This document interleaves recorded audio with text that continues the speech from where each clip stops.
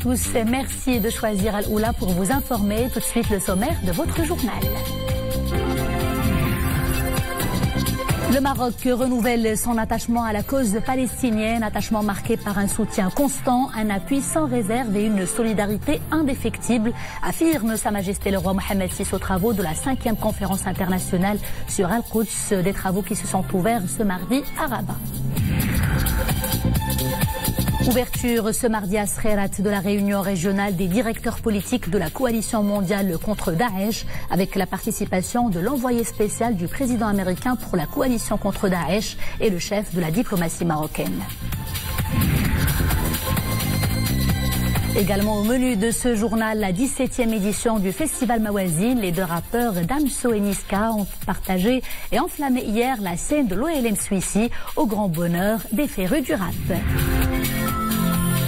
Les Lions de l'Atlas quittent le mondial la tête haute. Ils ont disputé hier un grand match devant l'équipe espagnole. La Roja a tremblé devant le 11 national. On vous fera revivre l'ambiance de ce match électrique massivement suivi par la communauté marocaine résidant à Tarragone en Espagne. Sa Majesté le roi Mohammed VI a adressé un message de félicitations à M. Recep Tayyip Erdogan suite à sa réélection président de la République de Turquie.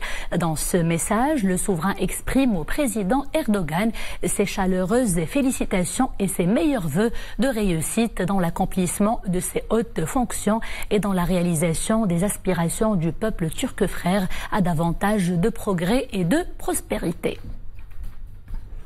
Le Maroc renouvelle son attachement à la cause palestinienne, attachement marqué par un soutien constant, un appui sans réserve et une solidarité indéfectible. Le Royaume maintiendra cet engagement de manière irréversible jusqu'à ce que le peuple palestinien recouvre la plénitude de ses droits inaliénables, affirme Sa Majesté le roi Mohammed VI aux travaux de la 5e conférence internationale sur Al-Quds qui se sont ouverts ce mardi à Rabat sous le thème « La question d'Al-Quds après 50 ans d'occupation et 25 ans après les accords d'Oslo ». Les grandes lignes du message royal dont lecture a été donnée par le ministre des Affaires étrangères et de la coopération internationale, Nasser Bourita. Tout de suite avec Boubacar Benrabret. Dans son message, Sa Majesté le roi a rappelé que le Maroc avait considéré comme inacceptable et contraire au droit international ainsi qu'aux résolutions pertinentes du Conseil de sécurité de l'ONU la décision des États-Unis d'Amérique de reconnaître Al-Quds comme capitale d'Israël, du transfert de leur ambassade vers la ville sainte et de son inauguration officielle.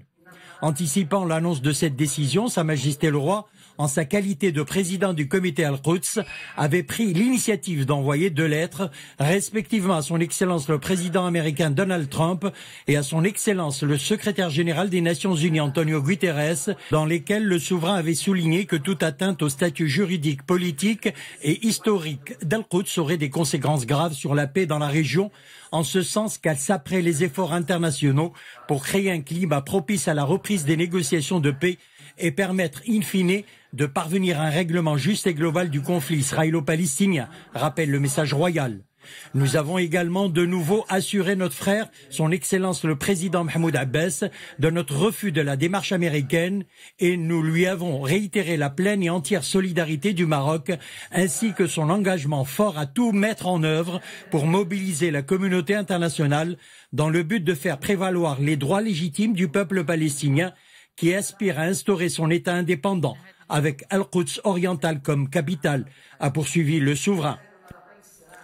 Sa Majesté le roi revient également dans son message sur les événements tragiques qui ont eu lieu suite aux marches du retour menées au long de la zone frontalière de la bande d'Arza à des fins pacifiques et symboliques, notant qu'en guise de riposte, les forces d'occupation israéliennes ont tiré à balles réelles directement sur les manifestants, faisant tomber des dizaines de martyrs et blessant des centaines de civils palestiniens sans défense. Le Royaume du Maroc a exprimé sur le champ sa condamnation et son refus de ce comportement israélien dangereux et contraire au droit international, ainsi que sa profonde tristesse face à ces événements dramatiques qui accroissent encore davantage la souffrance des enfants du peuple palestinien frère, a indiqué Sa Majesté le roi, qui rappelle qu'en vue d'alléger ces souffrances et de manifester notre solidarité effective envers nos frères palestiniens, nous avons personnellement supervisé le lancement d'une initiative humanitaire à leur intention pendant le mois sacré de Ramadan. Initialement destinée à la bande de Gaza, cette initiative a été étendue à Al-Quds al-Sharif et à Ramallah, a poursuivi le souverain, rappelant également le déploiement dans la bande de Gaza d'un hôpital de campagne relevant des forces armées royales marocaines et offrant de multiples spécialités, notamment en pédiatrie, en orthopédie, en gastro-entérologie, en ophtalmologie et en otorino-laryngologie. Sa Majesté le Roi a appelé à cette occasion à déployer davantage d'efforts diplomatiques pour faire adopter des décisions internationales contraignantes en faveur d'Al-Quds, des décisions propres à protéger la ville sainte et à préserver son cachet spirituel et culturel et son statut juridique. Et le souverain d'insister sur la nécessité d'agir sur le terrain en matière de développement et dans les domaines social et humanitaires afin d'aider le peuple palestinien à lutter contre les politiques d'expulsion, d'éloignement et de déplacement exercées à son encontre. Telle est l'approche que nous suivons en tant que président du comité Al-Quds, en veillant notamment à nouer des contacts réguliers et intenses avec les dirigeants des pays influents, le secrétaire général de l'Organisation des Nations Unies et le président palestinien Mahmoud Abbas. Nous orientons aussi l'agence Beit Mel Quds al-Sharif pour mener sous notre supervision une action continue sur le terrain. Ainsi, dans la ville sainte, ont été réalisés de nombreux projets économiques et sociaux couvrant des domaines aussi importants que le logement, l'éducation, la santé, les affaires sociales, la protection de la femme, de l'enfance, de la jeunesse et des catégories en situation difficile, a écrit Sa Majesté le Roi dans son message. Le souverain a assuré que le règlement de la question Al-Quds nécessite une volonté politique réelle et un effort collectif concerté, soulignant que la résolution de ce conflit requiert un parrainage international qui s'appuie sur les atouts de l'expérience, de l'autorité, du pouvoir d'influence et qui répond aux critères de neutralité. La question d'Al-Quds n'est pas l'affaire d'une religion, d'un peuple ou d'un pays à l'exclusion des autres, c'est l'affaire de deux peuples et de deux États. Son règlement nécessite une volonté politique réelle et un effort collectif concerté, a souligné le souverain.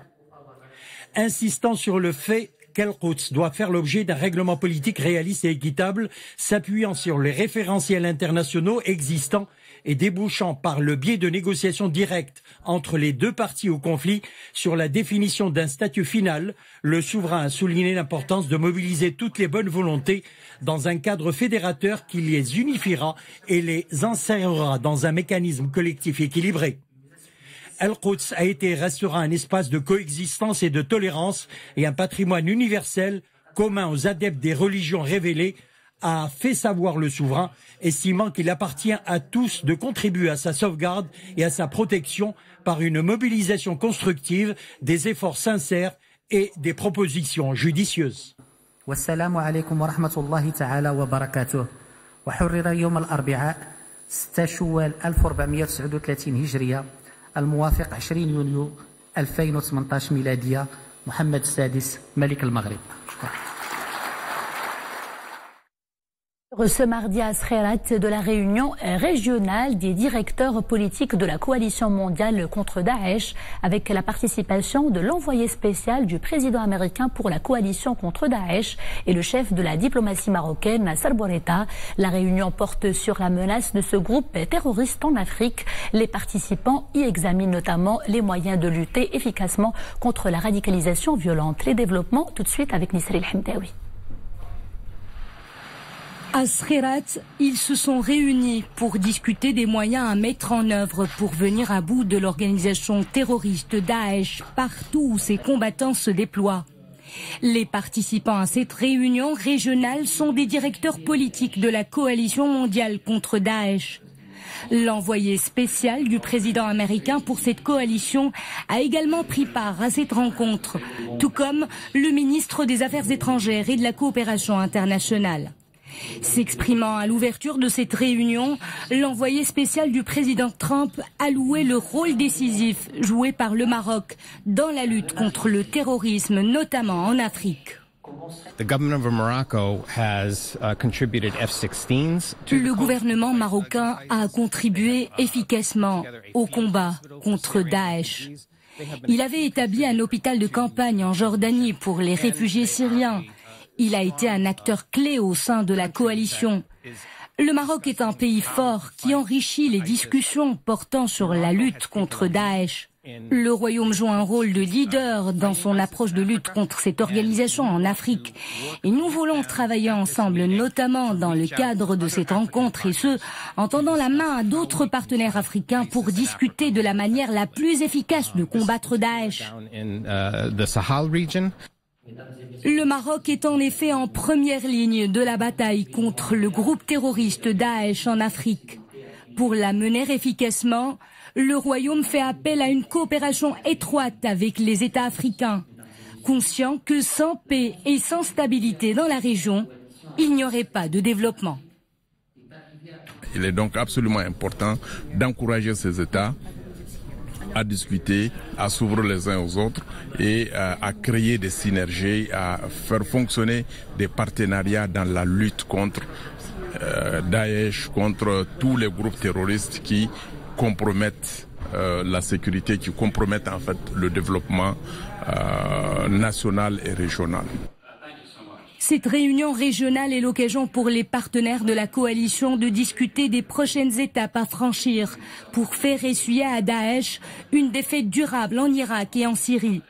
L'heure est également à la mise sur pied d'une approche collective de lutte contre les ambitions mondiales de cette organisation terroriste. Le président américain Donald Trump a reçu à la Maison-Blanche aujourd'hui le roi Abdallah de Jordanie pour un entretien dans le bureau ovale. De nombreux sujets ont été abordés, notamment celui des réfugiés. Le chef d'État américain a félicité le roi Abdallah pour son engagement dans ce sens. Le dossier palestinien a été également au centre des échanges. Le roi jordanien a plaidé pour que Washington adopte une solution à deux États quelques semaines après l'inauguration de l'ambassade américaine à Al-Quds. Le dossier palestinien, justement, la tension toujours aussi vive et palpable. Des affrontements intenses ont éclaté hier soir dans le camp de Sha'afat au nord d'Al-Quds occupé. Ils ont abouti à une nouvelle vague d'arrestations. 4 jeunes palestiniens ont été arrêtés aujourd'hui par les forces d'occupation israéliennes. L'armée syrienne intensifie son offensive dans les régions contrôlées par les rebelles, notamment dans la province de Daraa, dans le sud-ouest du pays. Selon un bilan annoncé aujourd'hui par l'Observatoire syrien des droits de l'homme, les bombardements du régime dans cette région ont déjà fait 45 000 déplacés, majoritairement des civils. Le cargo danois transportant les 108 migrants secourus il y a 3 jours au large de la Libye a finalement été autorisé à accoster en Sicile. Le cargo danois est arrivé dans la nuit au port Pozzallo après 3 jours d'attente. En revanche, la situation reste difficile en Méditerranée après un week-end où près de 1000 migrants ont été secourus pour la seule journée de dimanche au large des côtes libyennes. Retour à l'actualité nationale et intéressons-nous tout de suite à la première réunion annuelle de la plateforme africaine des villes propres. Ces travaux se sont ouverts ce mardi à Rabat avec la participation de plus de 31 pays africains. La réunion est organisée par l'agence japonaise de coopération internationale et est coprésidée par le ministre de l'Intérieur Abdelwafil Ftit et le ministre d'État chargé de l'environnement au Japon. Une occasion de discuter de la pression environnementale sur les villes africaines qui devient de plus en plus importante. Le festival Mawazine Rythme du Monde pour sa 4e soirée.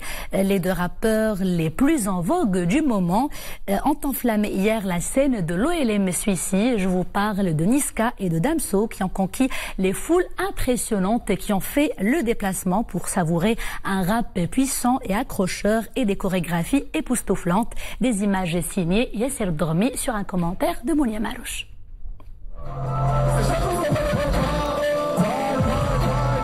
Leurs tubes sont ponctués de refrains très accrocheurs et d'une ambiance survoltée. Niska et Damso, 2 rappeurs qui ont mis le feu à la scène.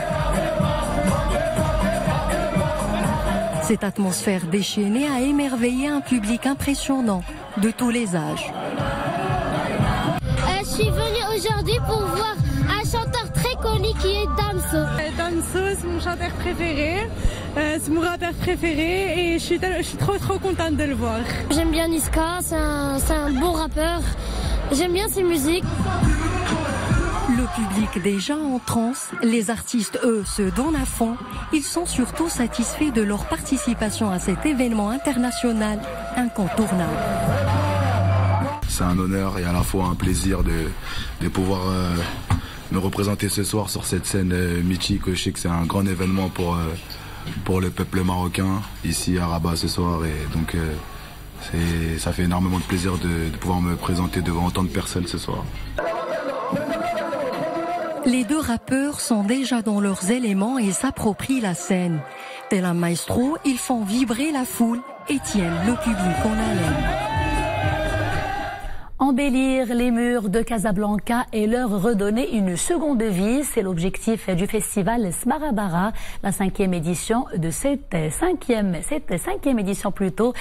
ouverte hier. 4 grands noms du street art se sont déplacés à Casablanca pour décorer ces murs en laissant libre cours à leur imagination, notamment le Belge Roa et le Mexicain Werk. Les précisions tout de suite avec Sarah Katir. Festival de Street Art, Sbarabara revient pour sa 5e édition. Une édition qui vise à se connecter davantage avec les Casablancais à travers un programme artistique riche et participatif. Il y a 4 parties qui composent le festival. Il y a les murales.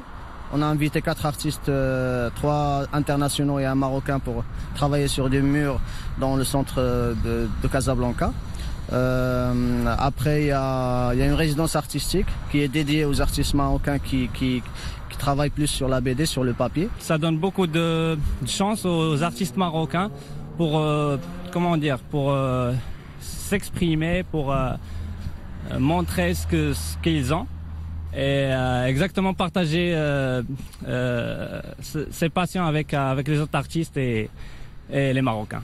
Et au cœur même de la programmation de Sbarabara, les fresques murales sont l'occasion rêvée d'offrir des murs de la ville, tels d'étoiles vierges, à des artistes confirmés. C'est la première expérience que je vais faire. Parce que la plupart du temps, je travaille sur des murs de petite taille. Quand je fais des murs gros comme ça, c'est souvent une manière de faire comme un genre de journal personnel. C'est comme si je racontais un peu mon histoire, mes rêves. Justement, le nid à l'intérieur, ça représente un peu de créer son propre nid à soi, puis sa propre maison intérieure, avant de laisser rentrer les gens à l'intérieur de ta vie. Le festival, c'est aussi une battle de graffiti ouverte aux jeunes artistes et des workshops artistiques au profit de la jeune génération. La Roja a tremblé hier devant les Lions de l'Atlas à Kaliningrad, menés au score par le Maroc au début du temps additionnel. Les coéquipiers de Sergio Ramos sont parvenus à arracher un nul à la 91e minute. L'équipe nationale a fait un grand match, un match électrique avec une compatibilité et une grinta exceptionnelle. Leur prestation a été d'ailleurs saluée par la presse de l'autre côté de la Méditerranée. Et justement, je vous propose de plonger dans l'ambiance de ce match électrique, l'ambiance dans laquelle la communauté marocaine résidente à Tarragone a suivi ce match. Hassan El-Hariri et Boubkar Ben-Ghabret.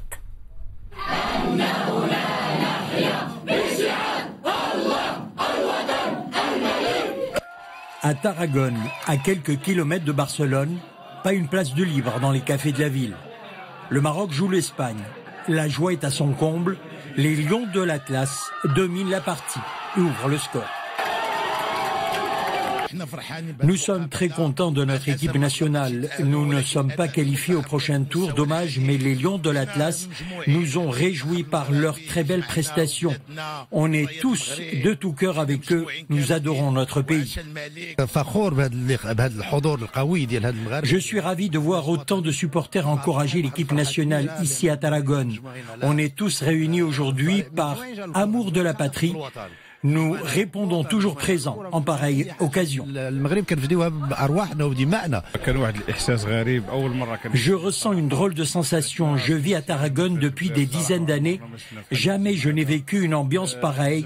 J'ai la nostalgie du pays. On ne quitte pas des yeux l'écran. Dans la surface de réparation, l'Espagne tremble. La Roja perd le nord. Magnifique, accrocheur et discipliné, les Lions de l'Atlas font plier les champions du monde 2010.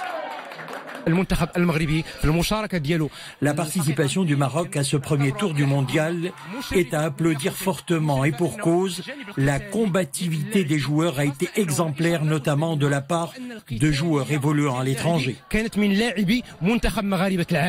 Nous souhaitons bonne chance aux Lions de l'Atlas pour les prochaines échéances internationales, notamment la CAN 2019. Nous espérons l'emporter. Maroc-Iran, Maroc-Portugal et Maroc-Espagne resteront dans les annales du Mondial 2018. La presse espagnole remercie d'ailleurs la VAR, l'assistance vidéo à l'arbitrage, pour la qualification de la Roja au prochain tour. Et notez que 2 matchs ont été disputés cet après-midi dans le cadre du groupe C. Les Bleus ont fait un match nul devant l'équipe danoise. Score 0 partout, mais les 2 équipes garantissent déjà leur qualification au second tour. Toutes les 2 désormais éliminées. L'équipe péruvienne a disputé un match cet après-midi face à son homologue australienne. Score 2-0 pour le Pérou. Et puis à 19h et dans le cadre du groupe D, un match décisif entre le Nigeria et l'Argentine. Les coéquipiers de Lionel Messi n'ont pas le choix. Il faut absolument gagner ce match pour pouvoir passer au second tour. Mais encore faut-il que la Croatie batte l'Islande. Ce match décisif est prévu à 19h également. Il sera d'ailleurs transmis sur Al Oula Terrestre. Bon spectacle et agréable soirée sur Al Oula.